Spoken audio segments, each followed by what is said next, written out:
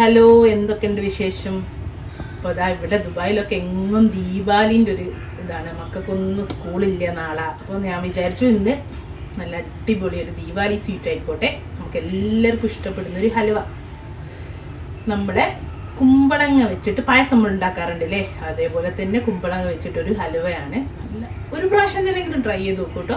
നമ്മളെ ബോട്ടിൽ ഗോഡ് എന്ന് പറയുന്നത് ആ നീണ്ട വെള്ള കുമ്പളങ്ങല്ലേ, അത് വെച്ചിട്ടാണ്.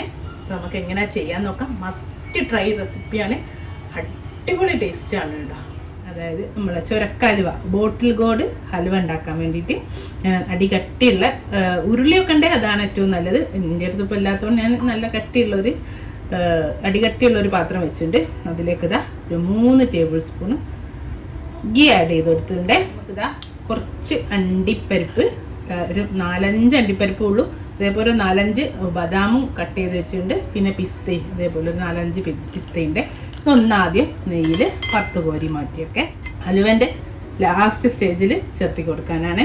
അതൊന്ന് ഇതൊക്കെ കട്ട് ചെയ്ത് വെച്ചോണ്ടേ പെട്ടെന്നാവും. അണ്ടിപ്പരിപ്പ് നമുക്ക് ആദ്യം ഒന്നിടാം. ഞാനിപ്പോൾ മുന്തിരി ഇടുന്നില്ല കേട്ടോ. നിങ്ങൾക്ക് മുന്തിരി ഇടുന്നവർക്ക് ഇഷ്ടമുള്ളവർക്ക് ചേർക്കാം. പക്ഷേ മുന്തിരിൻ്റെ ആ ഒരു ടേസ്റ്റ് അധികം ഇഷ്ടമല്ല, അതുകൊണ്ട് ഞാൻ ചേർക്കുന്നില്ല. കോരി വെക്കട്ടെ, ഒന്ന് ആയാൽ മതി, പെട്ടെന്നാവും. ഇനി നമുക്ക് നമ്മൾ അതേ നെയ്യിലേക്ക് തന്നെ നമ്മൾ ഗ്രേറ്റ് ചെയ്ത ബോട്ടിൽ ഗോഡ്, അതായത് വെള്ള കുമ്പളങ്ങ എന്നൊക്കെ പറയുന്നത് ഇതാണ് കേട്ടോ സംഭവം. കണ്ടോ, ഇത് ചേർത്തി കൊടുക്കേ. ഇതാ ഇതുപോലെ ഗ്രേറ്റ് ചെയ്തെടുത്ത് വെച്ചാണ് തൊലി കളഞ്ഞ് ഉള്ളിലുള്ള കുരുവൊക്കെ കളഞ്ഞിട്ട് നമ്മൾ പെരിയൊക്കെ അരിയുന്ന ഗ്രേറ്ററിലിട്ടിട്ട് ഒരതിയിട്ട് ഇങ്ങനെ കാബേജൊക്കെ അരിയൂലേ, ഇതുപോലെ ആക്കിയെടുത്താണ്. അത് ഇതിലേക്ക് ഇട്ടിട്ട് നന്നായിട്ട് വഴറ്റി ഒരു 5-6 മിനിറ്റ് വഴങ്ങുമ്പോൾ ഒരു ട്രാൻസ്പെറൻ്റ് ആവും. അത്രയും നേരം വഴറ്റിയെടുക്കണേ. കളർ മാറി പോകരുത്. കുറേ വഴറ്റി നമ്മൾ ഉള്ളിയൊക്കെ കളർ മാറുന്ന പോലെ തന്നെ ഇതും കളർ മാറും. ആ കളർ മാറാൻ നിൽക്കരുത്, അതിൻ്റെ മുന്നേ ട്രാൻസ്പെറൻ്റ് ആവും.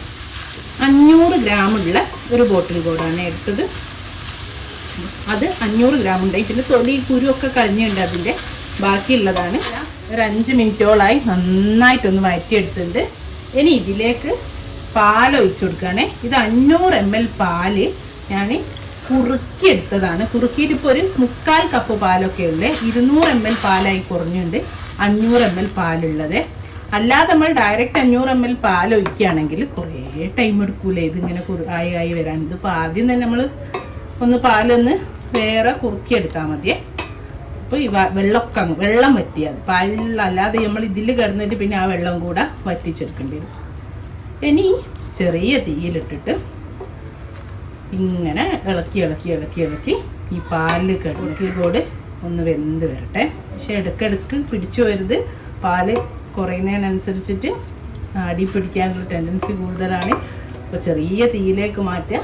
എന്നിട്ട് അപ്പോഴാണ് ടേസ്റ്റ് ഉണ്ടാകുക.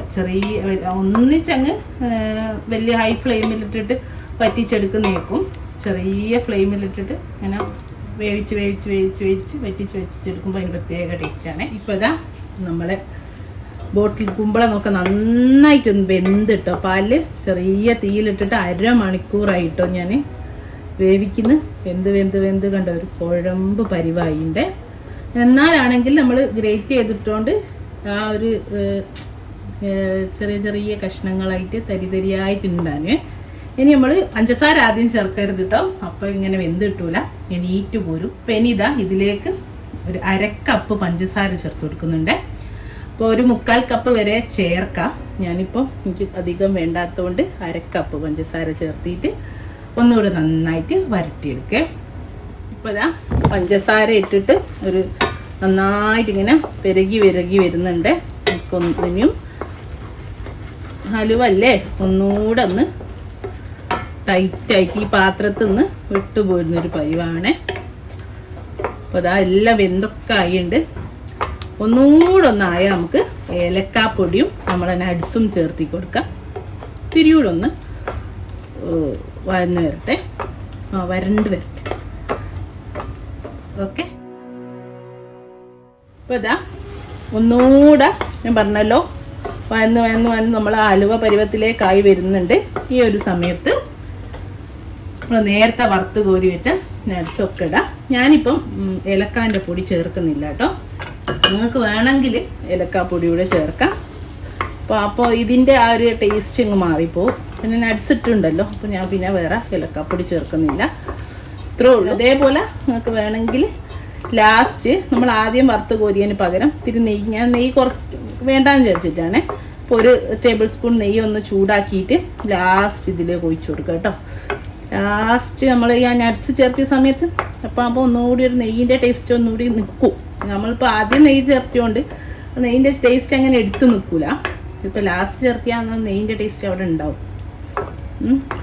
അപ്പോൾ അതാ നമ്മുടെ ബോട്ടിൽ ഗോഡ് ഹലുവ ഇവിടെ റെഡിയാണേ. മധുരമൊക്കെ ഞാൻ പറഞ്ഞല്ലോ, അങ്ങോട്ടും ഇങ്ങോട്ടും 3/4 കപ്പ് വരെ ചേർത്താൽ ഓരോരുത്തരുടെ ഇഷ്ടത്തിനനുസരിച്ചിട്ട് ചേർത്തി കൊടുക്കാം. വയൽ വെള്ളം വരുന്നത്. അപ്പോൾ നമ്മൾ അടിപൊളിയായിട്ടുള്ള ദീപാവലി സ്വീറ്റ് ഇവിടെ റെഡിയാണ്. ദീപാവലി ആയിട്ട് എന്തെങ്കിലും ഒരു സ്വീറ്റ് ഉണ്ടാക്കണ്ടേ? അപ്പോൾ എന്താ നല്ല അടിപൊളി ഒരു വെറൈറ്റി ഹലുവയുടെ റെസിപ്പി തന്നെ ആയിക്കോട്ടെ. ഇത്രേ ഉള്ളൂ. ഇൻഷാ അല്ലാഹ് നല്ലൊരു റെസിപ്പി ആയിട്ട് നമുക്ക് വീണ്ടും കാണാം. Thank you.